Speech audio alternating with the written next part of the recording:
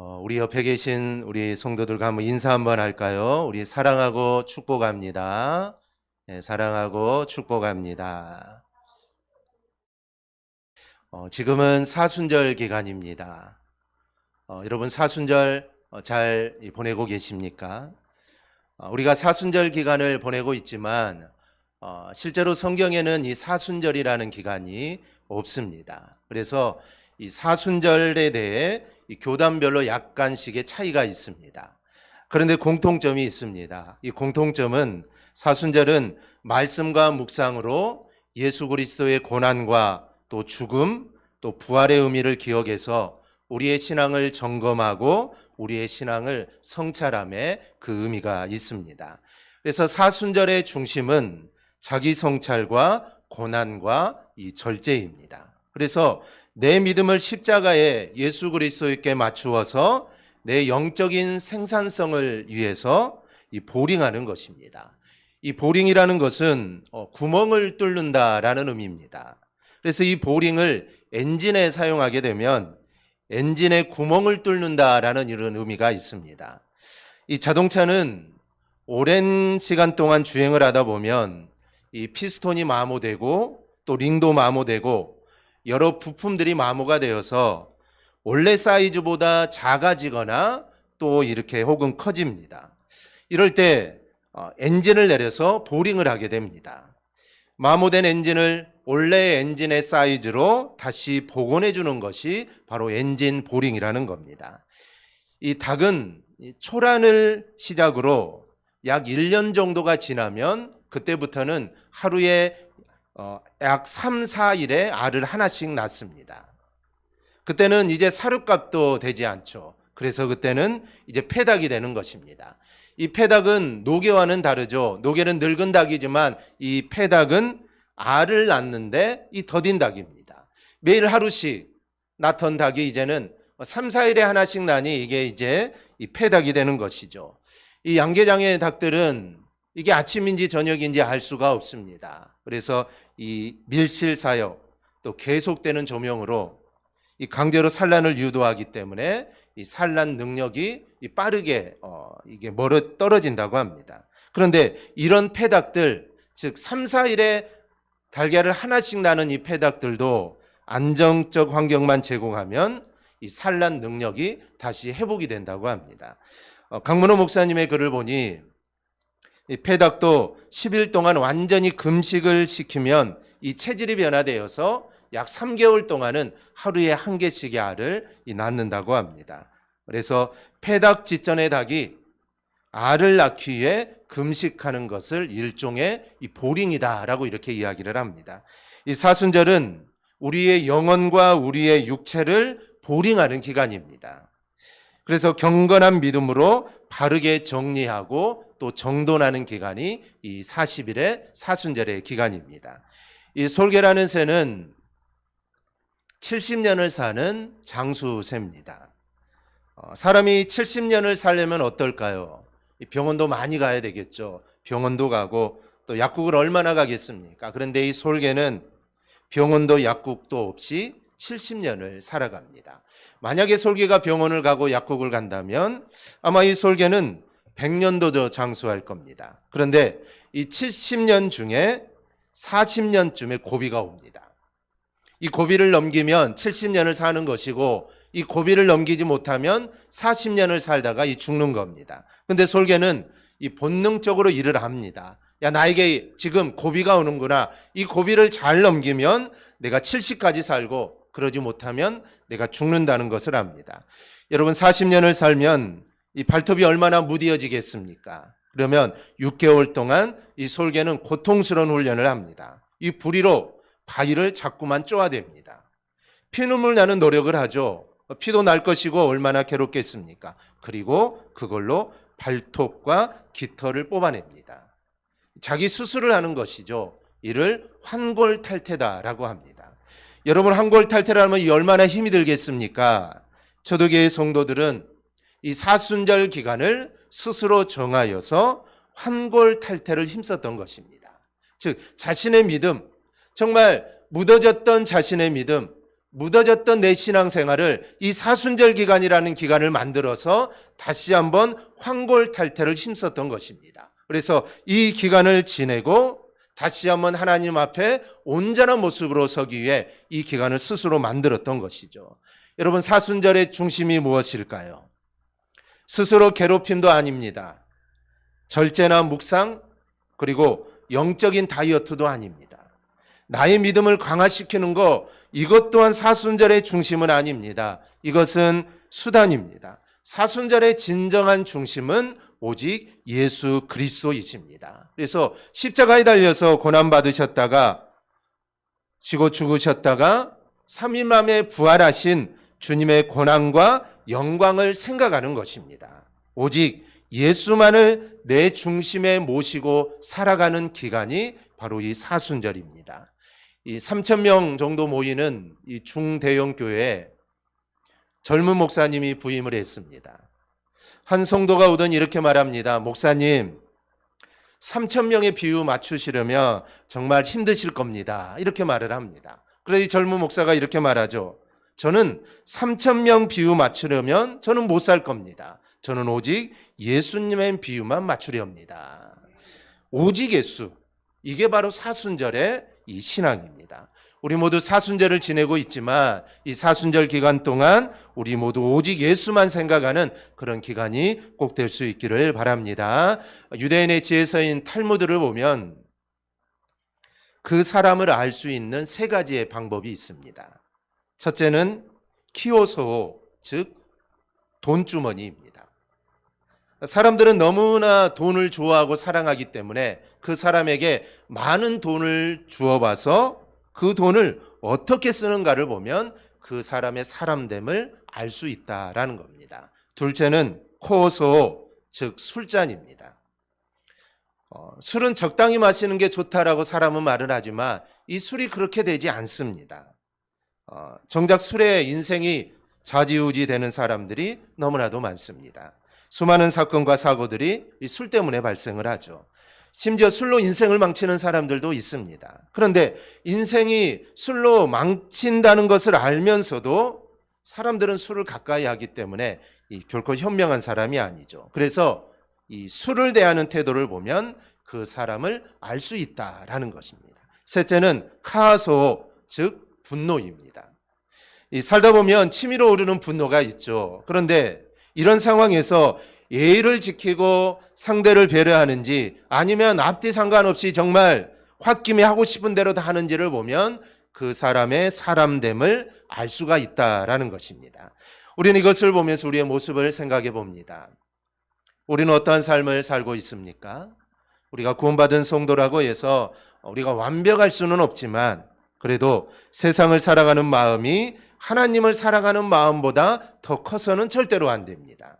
나를 유혹하는 세상의 즐거움보다 주님을 알고 또 주님을 만나기를 우리가 소망하는 우리의 삶이 될 수 있기를 바랍니다. 오늘 본문이 히브리서는 1장에서 4장까지는 예수님이 우리의 구원자가 된다라는 것을 말합니다.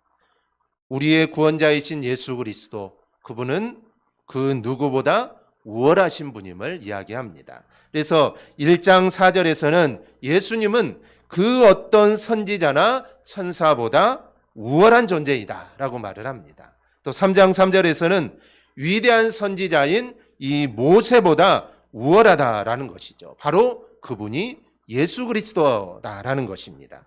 신학의 여러 성경들도 그렇지만 히브리서는 믿는 유대인들에게 보낸 서신입니다. 하나님을 알고 있는, 이미 신앙이 있는 유대인들에게 보낸 서신이죠. 그 중에서 유대교에서 막 개종한 그리스도인들이 있습니다.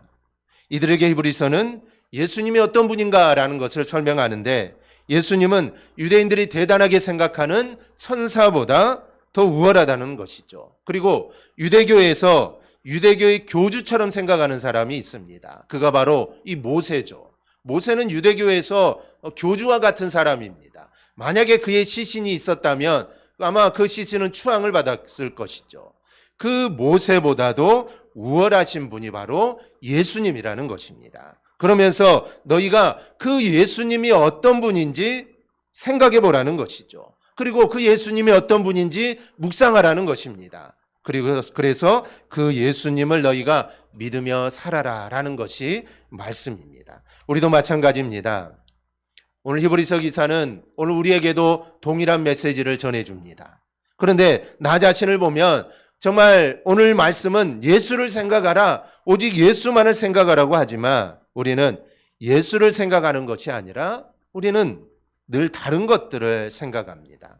예수를 묵상하라고 하는데 예수를 묵상하는 것이 아니라 다른 것들을 묵상합니다. 물질을 생각하고 세상적인 것들을 생각합니다. 그리고 그런 생각들이 우리 안에 가득하죠. 시간 주님을 생각하라고 해도 우리는 그렇지를 못합니다. 그러다 보면 우리 마음에 부정적인 생각들이 들고 또 우리가 낙심을 하게 됩니다. 왜 그렇습니까? 어렵기 때문이고 힘들기 때문입니다. 내가 생각하는 대로 일들이 잘 진행되지 않기 때문에 우리는 낙심을 하게 되죠. 그런데 성경은 그렇게 낙심하고 그렇게 살아가는 우리들에게 너희는 하늘의 부르심을 받은 아주 특별한 사람이다 라고 우리에게 이야기합니다. 그럼 왜 우리가 특별한 사람입니까? 그것은 우리가 하늘의 부름을 받은 거룩한 사람들이기 때문입니다. 성경은 우리가 이런 존재이기 때문에 너희는 거룩한 사람들이고 하나님의 부름을 받은 너희는 정말 특별한 사람들이기 때문에 이제 세상을 생각하지 말고 예수를 생각하라는 것입니다. 우리는 평범한 사람이 아닙니다. 평범한 사람이라면 세상을 생각하고 내 생각대로 살아갈 것이지만 우리는 아주 특별한 사람입니다. 그렇기 때문에 이제는 예수만을 바라보고 살아가라라는 것이죠. 그러면 예수님을 생각하되 무엇을 생각하라는 말일까요? 첫째는 우리는 예수님의 사랑을 생각해야 합니다. 히브리서 1장부터 4장까지는 예수님이 우리의 구원자라는 것을 이야기한다고 했습니다. 특히 히브리서 2장 10절을 보면 예수님이 어떤 일을 하셨는가를 설명합니다. 그러므로 만물이 그를 위하고 또한 그로 말미암은 이가 많은 아들들을 이끌어 영광에 들어가게 하시는 일에 그들이 구원의 창시자를 고난을 통하여 온전하게 하심이 합당하도다. 무슨 말인지 잘 모르시겠죠? 좀 어렵게 써놨습니다. 이 말씀은 이런 뜻입니다. 영광을 받으셔야 마땅한 예수님 마땅히 영광을 받으셔야 되죠. 그 예수님이 많은 사람들을 구원하기 위해서 그 영광을 버리고 이 땅에 오셔서 고난을 받으셨다라는 것입니다. 예수님이 고난을 받으신 이유가 뭘까요? 왜 예수님은 하늘의 영광을 버리고 이 땅에 피조물로 오셔서 그 엄청난 고난을 받으셨을까요? 그 이유는 바로 우리를 사랑하시기 때문입니다. 사실 예수님은 사람들이 죄를 짓든 죄를 짓지 않든 예수님은 아무런 상관이 없습니다.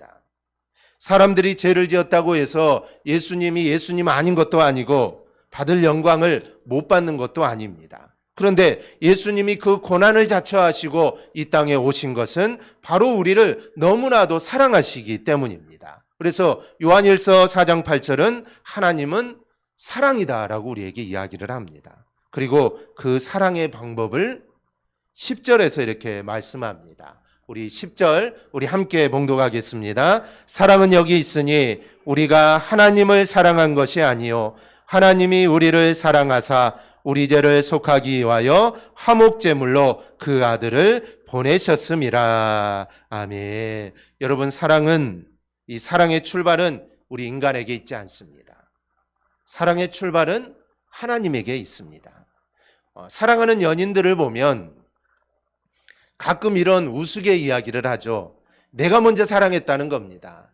네가 먼저 사랑한 게 아니라 야, 내가 너를 더 먼저 사랑했다라고 이렇게 하는데 우리와 하나님 사이에는 누가 먼저 사랑했냐를 말할 수가 없습니다.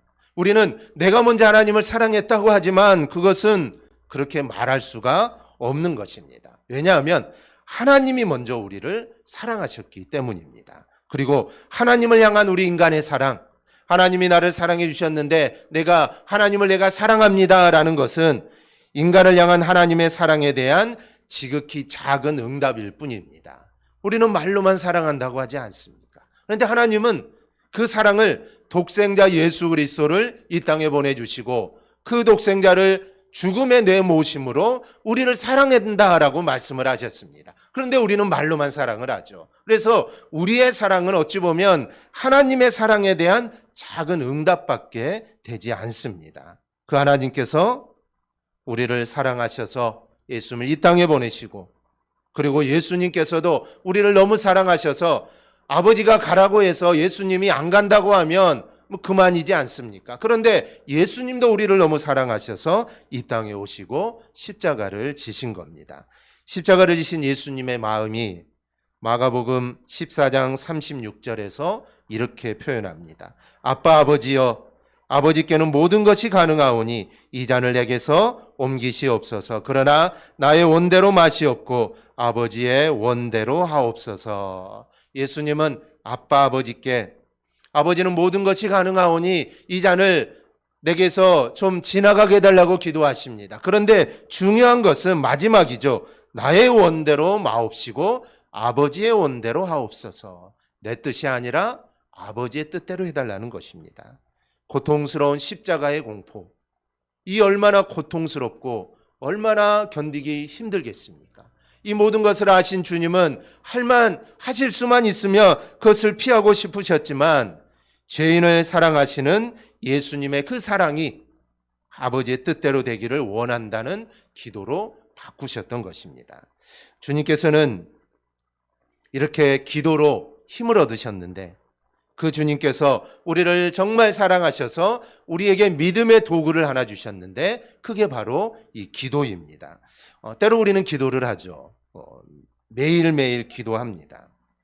그런데 우리가 기도한다고 해서 상황이 변화되는 게 아닙니다. 정말 나는 급해 죽겠는데, 정말 하나님 빨리 응답해 주시면 너무 좋겠는데, 기도한다고 해서 그게 그렇게 쉽게 해결이 되는 게 아닙니다. 그럼 기도가 필요가 없을까요? 아닙니다. 문제가 해결되지 않아도 기도하면 하나님께서는 그 문제를 이겨낼 수 있는 힘을 우리에게 주십니다. 그리고 그 어려움을 버텨낼 힘을 우리에게 주시는 겁니다. 그래서 우리는 기도해야 되고, 그래서 기도하라는 것입니다. 문제가 해결되면 얼마나 좋겠습니까? 그런데 기도라는 것은 꼭 문제를 해결받기 위해 기도하는 게 아닙니다. 그 어려움들을 이겨나갈 수 있는 힘을 얻기 위해 우리는 늘 하나님께 엎드려 기도하는 것입니다. 주님 우리에게 요한복음 16장 24절에서 이렇게 말씀합니다. 지금까지는 너희가 내 이름으로 아무것도 구하지 아니하였으나 구하라, 그리하면 받으리니 너희 기쁨이 충만하리라. 이제는 내 이름으로 구하라는 것입니다. 예수님의 이름으로 구하라는 것이죠. 그러면 응답해 주겠고 너희 안에 기쁨이 가득하게 해주겠다라는 것입니다. 우리가 사랑하는 자녀들에게 이렇게 말할 때가 있습니다. 원하는 게 뭐냐? 말만 해라. 아빠가 다 해주겠다. 엄마가 다 해주겠다. 이런 말을 하죠. 왜 그런 말을 하십니까? 자녀를 사랑하기 때문이죠. 너무 사랑하기 때문에 말만 하면 다 해주겠다는 것이죠. 주님도 마찬가지입니다. 구하기만 해라. 내가 다 해주겠다. 즉 주님이 우리를 사랑하시기 때문에 우리에게 너희가 구하기만 하면 내가 너희가 구하는 거 내가 다 이루어 주겠다. 즉 주님은 우리를 정말 사랑하시는 것입니다. 그러기에 주님이 우리를 이렇게 사랑하시기에 이제는 그 예수님을 생각하며 살라는 것입니다. 나를 사랑하시는 주님을 생각하며 살라는 것이죠. 이제부터 나를 위해 자신의 목숨까지 내어주신 그 주님을 늘 생각하며 우리가 살아갈 수 있기를 바랍니다. 둘째로 예수님의 고난을 생각해야 합니다. 예수님이 이 땅에 오시기 700년 전에 예수님께서 오셔서 우리의 죄를 지시고 고난당할 것을 예언한 이사야 선지자가 있습니다. 이사야 53장 4절에서 6절을 보면 이렇습니다. 그는 실로 우리의 질고를 지고 우리의 슬픔을 당하였거늘 우리는 생각하기를 그는 징벌을 받아 하나님께 맞으며 고난을 당한다 하였노라. 그가 찔림은 우리의 허물 때문이요 그가 상함은 우리의 죄악 때문이라. 그가 징계를 받음으로 우리는 평안을 누리고 그가 채찍에 맞음으로 우리는 나음을 받았도다. 우리는 다 양 같아서 그릇 행하여 각기 제 길로 갔거늘 여호와께서는 우리 모두의 죄악을 그에게 담당시키셨도다. 아멘. 예수님의 고난은 다 나를 위한 나를 위해 당한 고난입니다. 그런데 우리는 예수님이 징벌을 받아 고난을 당했다라고 생각을 합니다. 예수님이 죄가 많아서 죽었다라고 생각을 합니다. 그런데 아닙니다. 예수님은 나를 위해 고난을 당하셨습니다.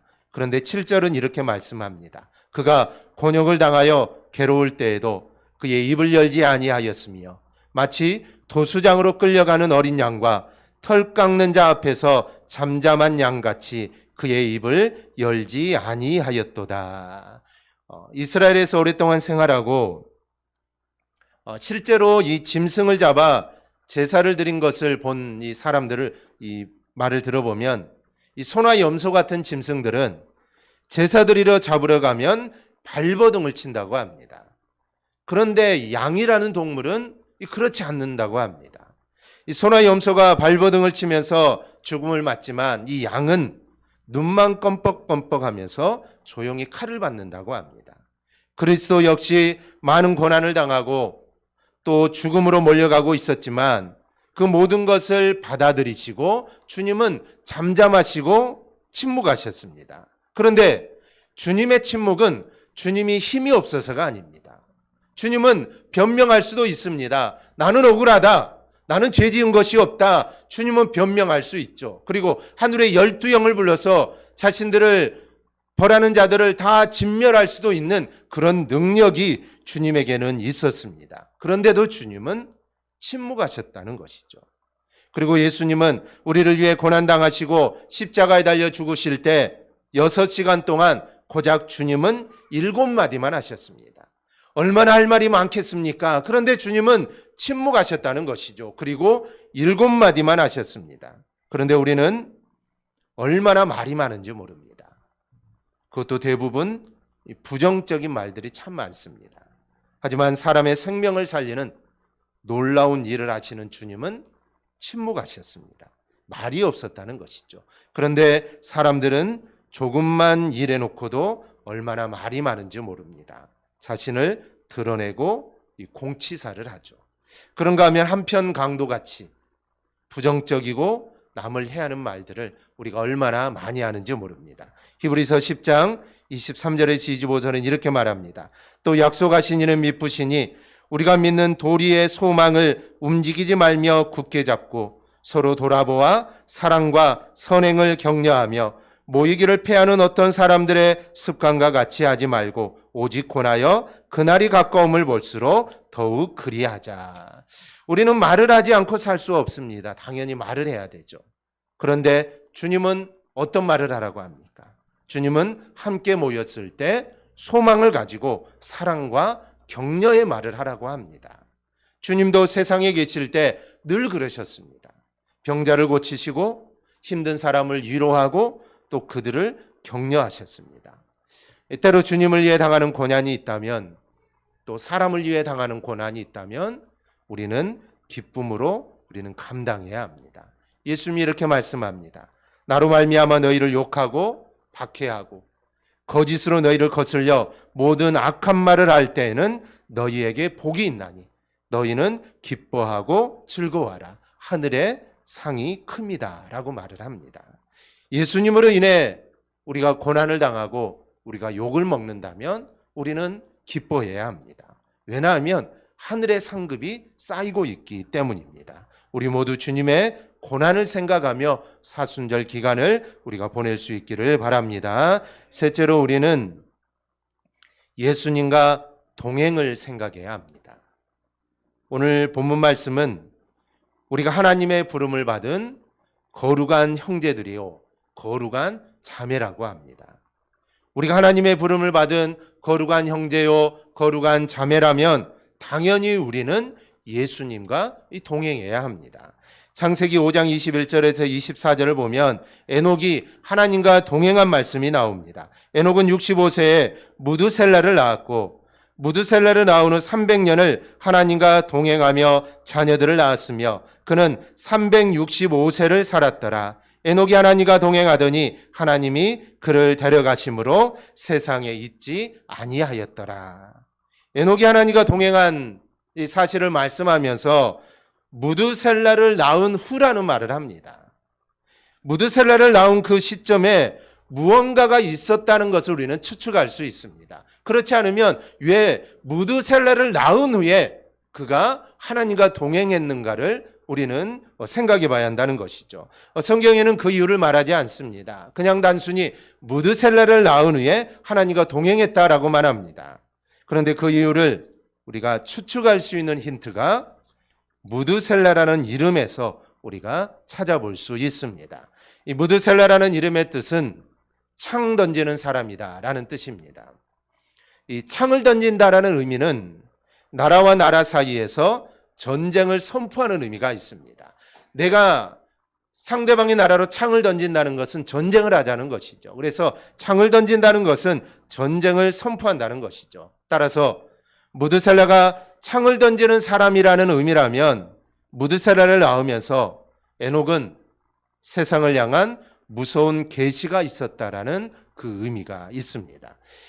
그래서 에녹은 그때부터 하나님과 동행하게 되었다라고 우리는 추측할 수 있습니다. 이 사실을 알 수 있는 것은 이후에 노아의 홍수가 있습니다. 노아의 홍수가 있는데 무드셀라가 죽는 해에 노아의 홍수가 시작이 됩니다. 그래서 아마 에녹은 하나님으로부터 무드셀라를 낳은 후에 하나님의 이 땅을 향한 심판이 있다라는 소식을 들었고, 이 소식을 들은 후에 이제는 내가 그냥 살아가는 것이 아니라 내가 이제는 하나님과 동행해야겠다라는 생각을 가지고 그는 하나님과 동행하는 삶을 그는 살았을 것입니다. 또 역대하 4장 9절을 보면 야베스라는 사람이 있습니다.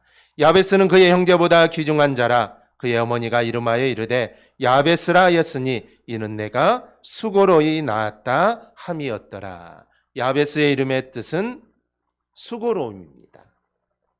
아마도 야베스의 어머니가 야베스를 낳을 때 아마 엄청 고통스러운 일이 있었나 봅니다.